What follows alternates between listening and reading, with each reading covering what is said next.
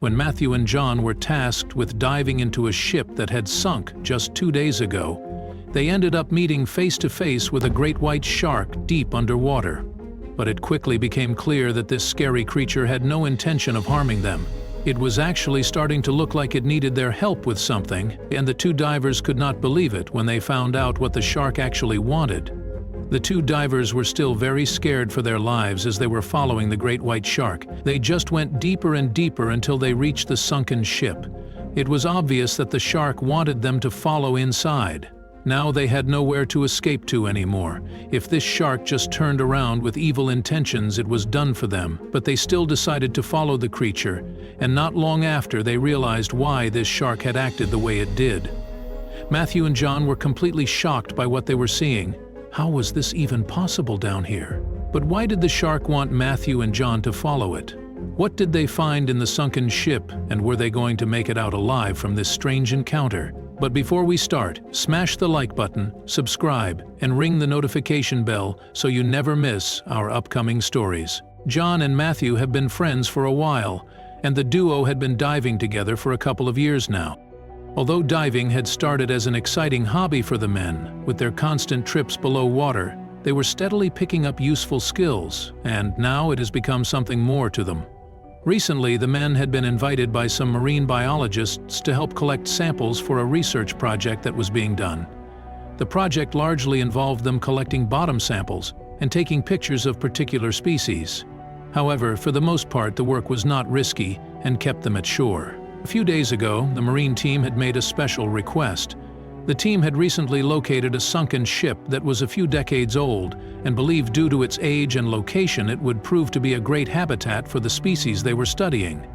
But first they would need soft samples to determine if salvaging the ship was worth it. John and Matthew listened to the team quietly. It wasn't a complicated mission, but it had been a while since they had dived so deep in the water. Both men stared at each other. They had no doubt they would take the job. This was the sort of excitement that had led them to diving in the first place. But neither of them was prepared for what awaited them deep in the great blue sea. Because it had been so long for both men, the pair decided to rent some special equipment for a few days more than the actual expedition. They planned on running a few tests to make sure everything was in great condition for the actual dive. Finally, after 2 days of practice, John and Matthew felt prepared, now that they were confident about their equipment and felt comfortable using it deep in the sea. They chartered a private boat and its captain for a day's worth of use. This way they could explore the ship without being in a hurry. But it didn't take long before the men noticed the first oddity of the day.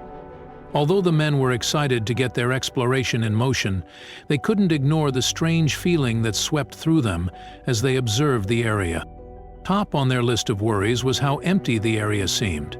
Not only was the water uncommonly calm, there were no fishing boats to be seen for at least a mile.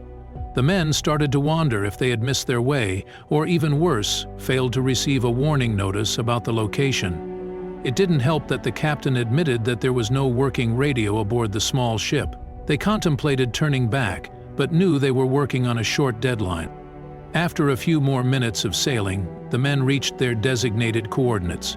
If all were to go as planned, the ship would be located several feet below the boat. Matthew and John wasted no time in putting on their diving equipment, and without any delay, both men took their first plunge into the water. The equipment was not light, but with days of practice under their belt, the men moved quickly and comfortably in the water.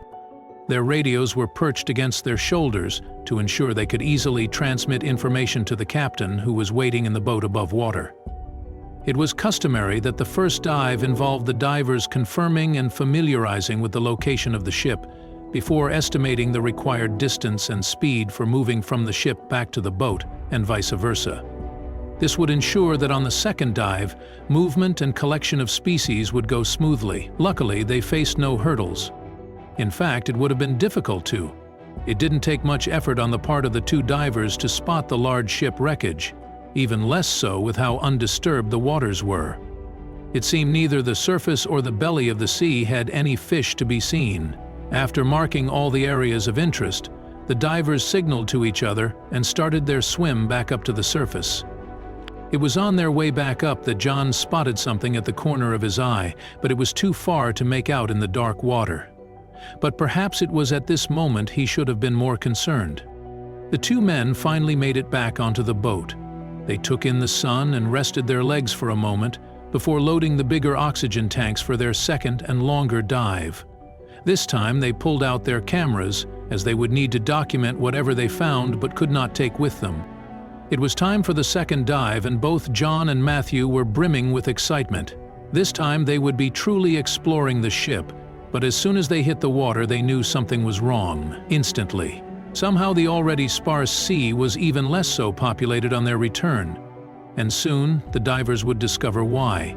The divers were about halfway to the ship when they realized just what had caused the fish to flee so suddenly.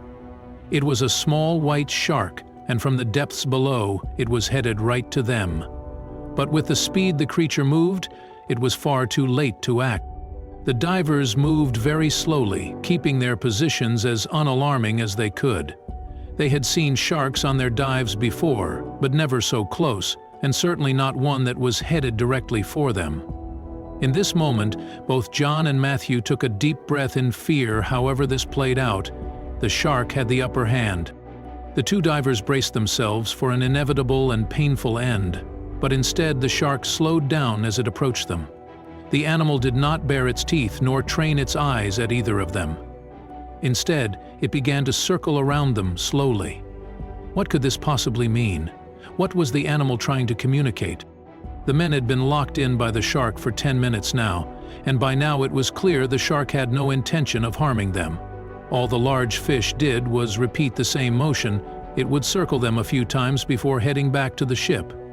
Matthew and John exchanged a quick glance with each other. They were both thinking the same thing. It was likely the shark wanted them to follow behind him, but they couldn't fight the fact that if they read the animal wrong, it could spell fatality for one or both of them. The men nodded at each other. They both wanted to do the same thing. Without saying or motioning to one another, they followed the shark once it started its routine dash towards the ship. They both sighed mentally once they realized the shark did not grow alarmed at their movement, but instead seemed less apprehensive. The duo continued to follow behind the shark. The shark remained ahead, moving at a stable speed to keep their attention until they found themselves on the deck of the ship. It crashed into the ship, revealing an unexpected surprise. Inside, the divers actually found a large pocket of air, with two people still alive in there. The shark had tried to warn them about these people. They quickly swam to the surface and phoned for help. Eventually, the two people were rescued and made a full recovery after their scary 2 days underwater. Thank you so much for watching. If you enjoyed this story, please don't forget to hit the like button, subscribe, and ring the notification bell so you never miss another unbelievable tale like this one.